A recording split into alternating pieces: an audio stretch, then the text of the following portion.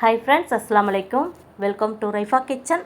நம்ம இன்றைக்கி பார்க்க போகிறது ஆரோக்கியமான அதே நேரம் சுவையாக இருக்கக்கூடிய கருப்பு கவுனி அரிசி தோசை தாங்க. அதை விட இந்த கருப்பு கவுனி அரிசியில் பார்த்திங்கன்னா எக்கச்சக்கமான சத்துக்களும் இருக்குதுங்க. பொதுவாக இப்போ இருக்கிற பெண்களுக்கு எல்லாமே பார்த்திங்கன்னா உடல் எடை ரொம்ப ரொம்ப அதிகமாக இருக்குது. அவங்கக்கிட்ட கேட்டால் சொல்கிற முதல் விஷயம் பார்த்திங்கன்னா எனக்கு தைராய்டு இருக்குதுன்னு சொல்கிறதாங்க. அந்த தைராய்டை கட்டுக்குள் வைக்கக்கூடிய குணப்படுத்தக்கூடிய பெரும் பங்கு பார்த்திங்கன்னா இந்த கவுனி அரிசியில் இருக்குதுங்க.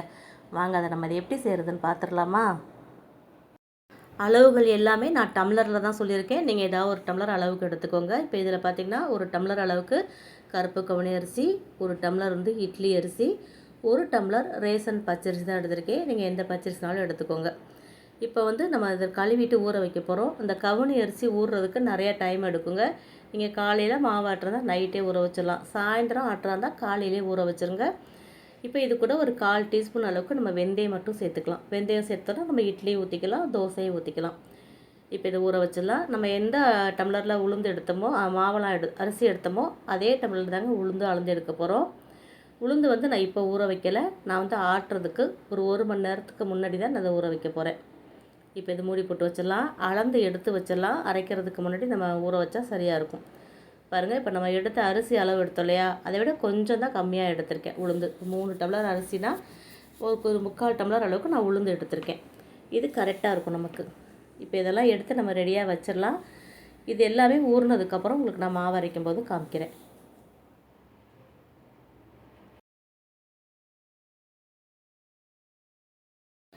இப்போது அரிசி உளுந்து எல்லாமே ஊறி ரெடியாக இருக்குது. இப்போ நம்ம மாவை அரைச்சிக்கலாம்.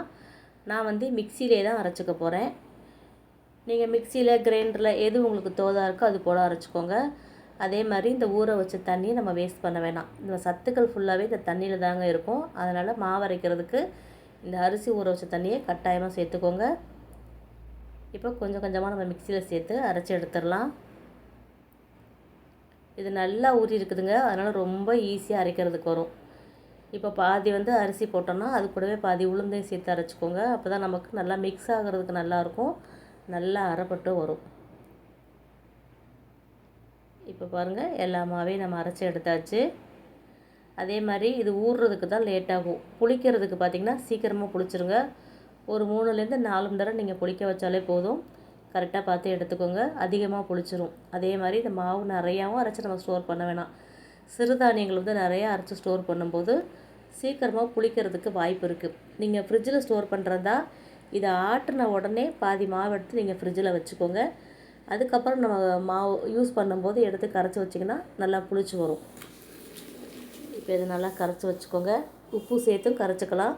தேவைப்பட்டால் நீங்கள் சுடும்போது மாவு இட்லியோ தோசையோ ஊற்றும்போது கூட நீங்கள் உப்பு சேர்த்து கரைச்சிக்கலாம்.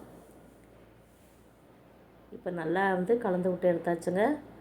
இதை மூடி வச்சுட்டு புளிக்க விட்டதுக்கப்புறம் நம்ம எடுத்து பார்க்கலாம்.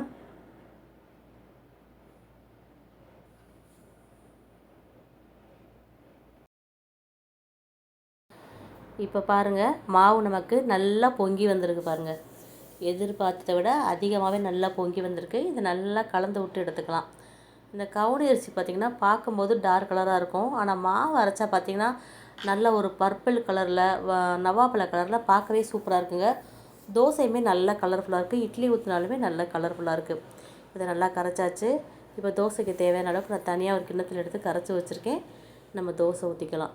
இதுக்கு சட்னி பார்த்திங்கன்னா நமக்கு விருப்பத்துக்கு தகுந்த மணிக்கு தேங்காய் சட்னி, தக்காளி சட்னி, கருவேப்பிலை சட்னி, இப்படி எந்த சட்னி வேணாலும் வச்சு சாப்பிட்டுக்கலாங்க. தோசையுமே நல்லா மொறு மொறுன்னு நைஸாக வார்க்கிறதுக்கு வரும். இட்லியுமே நல்லா சாஃப்டாக இருக்கும். நான் இன்றைக்கி தோசை தான் ஊற்றிருக்கேன். பாருங்கள், தோசை ஊற்றுற மாதிரி மாவை நல்லா கரைச்சிட்டு ஊற்றிக்கோங்க. கலர் பாருங்கள், சூப்பராக இருக்குது. இந்த கவுனி அரிசி மாவில் இந்த கலர் தாங்க ரொம்ப அழகாக இருக்குது பாருங்கள். டேஸ்ட்டுமே ரொம்ப சூப்பராக இருக்குதுங்க. உங்களுக்கு எந்த அளவுக்கு நைஸாக வேணுமோ கனமாக வேணுமோ அது போலவே ஊற்றி எடுத்துக்கோங்க. இப்போ நம்ம தோசையெல்லாம் ஊற்றிட்டு பார்க்கலாம். நல்லா ஒட்டாமல் மொறு மொறுன்னு வரும். நீங்கள் திருப்பி போட்டு எடுத்துக்கலாம். மூடி வச்சும் கூட அப்படியே ஒரு பக்கம் வேக விட்டு கூட நீங்கள் எடுக்கலாங்க. உங்களுக்கு திருப்பி போட்டு காமிக்கிறேன். தோசை வார்க்கிறதுக்குமே ரொம்ப ஈஸியாக இருக்கும். வெயிட் லாஸ் பண்ணுறவங்க சிறுதானியத்தில் பிரேக்ஃபாஸ்ட் எடுத்துக்கும் போது 2, 3 சாப்பிட்டாலே போதுங்க. வயிறு நல்லா நிறைஞ்ச மாதிரி இருக்கும். ரொம்ப நேரத்துக்கு பசிக்காது. இது கூட காய்கறி, கூட்டு, பொரியல், முட்டைன்னு வச்சு நீங்கள் சாப்பிட்டுக்கலாம். இப்போ எல்லாருமே பார்த்திங்கன்னா சிறுதானியம் சாப்பிட்ற மாதிரி நட்ஸு சீட்ஸ் வகைகளையும் தேடி தேடி சாப்பிட்றாங்கங்க. அதுலேயுமே நிறைய சத்துக்கள் இருக்குது. புரோட்டீன் அதிகமாக இருக்குது, ஒமேகா 3 இருக்குது, நோய் எதிர்ப்பு சக்தி தரக்கூடிய அனைத்து சக்தியுமே இதில் இருக்குதுங்க. அதனால் எல்லாருமே பார்த்திங்கன்னா உணவே மருந்துன்ற முறைக்கு மாறியாச்சு. இந்த பொருட்கள் எல்லாமே நம்மக்கிட்ட விற்பனைக்கும் இருக்குதுங்க. தேவைப்படுறவங்க வாங்கிக்கலாம். நம்மக்கிட்ட தரமான nuts seeds dry fruits dates பட்டை கிராம்பு ஏலக்காய் இது எல்லாம் விற்பனைக்கு இருக்குதுங்க. என்னென்ன இருக்குதுன்னு பார்க்கலாமா? பச்சை பூசணி விதை, வெள்ளை பூசணி விதை, சூரியகாந்தி விதை, வெள்ளரி விதை, சியா விதை, ஆளி விதை, சப்ஜா விதை. இந்த விதைகள் எல்லாமே பார்த்திங்கன்னா ஒமேகா 3யும் கால்சியம் சத்தும் இரும்பு சத்தும் ரொம்ப அதிகம் உள்ளதுங்க. வெயிட் லாஸ் பண்ணுறவங்க இதை தினமுமே எடுத்துக்கலாம். தினமும் லட்டாவோ கஞ்சியாகவோ ஊற வச்சு தண்ணியில் போட்டு சாப்பிட்லாங்க. நல்ல பலன் கிடைக்கும். இது எல்லாமே நம்மக்கிட்ட இருக்குது. தேவைப்படுறவங்க வாட்ஸ்அப்பில் ஸ்க்ரீனில் தெரிகிற நம்பரில் ஆர்டர் கொடுத்துக்கோங்க. இது கூடவே உலர்ந்த கிவி, உலர்ந்த ஸ்ட்ராபெரி, தேன் நெல்லிக்காய், உலர்ந்த நெல்லிக்காய், சிப்ஸ் வகைகளில் காய்கறி சிப்ஸ், பழங்கள் சிப்ஸ், இது குட்டீஸ்க்கு ஸ்நாக்ஸ் பாக்ஸு கொடுத்துட்றதுக்கு தோதாக இருக்குங்க. இது கூடவே தரமான ஏலக்காய், கிராம்பு, பட்டை இதுவுமே நம்மக்கிட்ட தரமான பொருளாக இருக்குது. சுத்தமான முறையில் நாங்கள் பேக்கிங் செஞ்சு தர்றோம். இது கூட பேரிச்சம்பழத்தில் 6 வகையான பேரிச்சம்பழம் வச்சுருக்கோங்க. நல்ல தரமான பேரிச்சம்பழம், சுவையுமே ரொம்ப ரொம்ப நல்லா இருக்குது. எந்த பிசுப்பும் இல்லாமல் நல்ல ஒரு தரமான பேரிச்சம்பழம் இதுவுமே நம்மக்கிட்ட இருக்குதுங்க. இது கூட பட்டை, கிராம்பு, ஏலக்காய், பாதாம், முந்திரி, அத்தி இதுவுமே வச்சுருக்கோம். இதில் எந்த பொருள் உங்களுக்கு தேவைனாலும் நீங்கள் ஸ்க்ரீனில் தெரிகிற வாட்ஸ்அப் நம்பரில் ஆர்டர் கொடுத்துக்கலாம். அவ்வளோதாங்க. நல்லா மொறுன்னு கருப்பு கவுனி அரிசியில் தோசை செஞ்சாச்சுங்க. தொட்டுக்கிறதுக்கு நான் தேங்காய் சட்னி, கெட்டி சட்னி மாதிரி அரைச்சி வச்சுருக்கேன். இது கூட பீன்ஸு, கேரட்டு பொரியல், அவிச்ச முட்டையும் வச்சுருக்கேங்க. இது காலையில் பிரேக்ஃபாஸ்ட்டாக எடுத்திங்கன்னா ரொம்ப ஃபில்லிங்காக இருக்கும். நான் 2 தோசை தான் வச்சுருக்கேன். அது கூட முட்டை 2 முட்டை வச்சுருக்கேன். 1 சாப்பிட்டா கூட போதும். தேவைப்படுறவங்க நீங்கள் 2 முட்டை கூட எடுத்துக்கிறலாங்க. ரொம்ப ஆரோக்கியமான சாப்பாடு, அதே நேரம் ரொம்ப டேஸ்ட்டாகவும் இருக்கும். கண்டிப்பாக இந்த ரெசிபி பிடிச்சிருந்துச்சுன்னா நீங்களும் இதே மாதிரி செஞ்சு பாருங்கள். வெயிட் லாஸ் பண்ணுறவங்க கண்டிப்பாக காலையில் முட்டை காய்கறியோடு சேர்த்து பிரேக்ஃபாஸ்ட் எடுத்துக்கோங்க. இதே மாதிரி நம்ம சேனலில் நிறையா ரெசிபி இருக்குங்க. வெயிட் லாஸ் பண்ணுறதுக்கு தேவையான சிறுதானிய உணவுகள் இருக்குது. அப்புறம் நட்ஸு சீட்ஸ் எல்லாம் வச்சு லட்டு மாதிரி நான் செஞ்சு வீடியோவும் போட்டிருக்கேங்க. இது எல்லாமே வெயிட் லாஸ் ரெசிபின்னு ப்ளேலிஸ்ட்டில் கொடுத்துருக்கேன். தேவைப்படுறவங்க ப்ளேலிஸ்ட் செக் பண்ணி பாருங்கள். இந்த வீடியோ உங்களுக்கு பிடிச்சிருக்குன்னு நினைக்கிறேன். பிடிச்சிருந்தா நீங்களும் செஞ்சு பார்த்துட்டு எப்படி இருக்குன்னு சொல்லுங்கள்.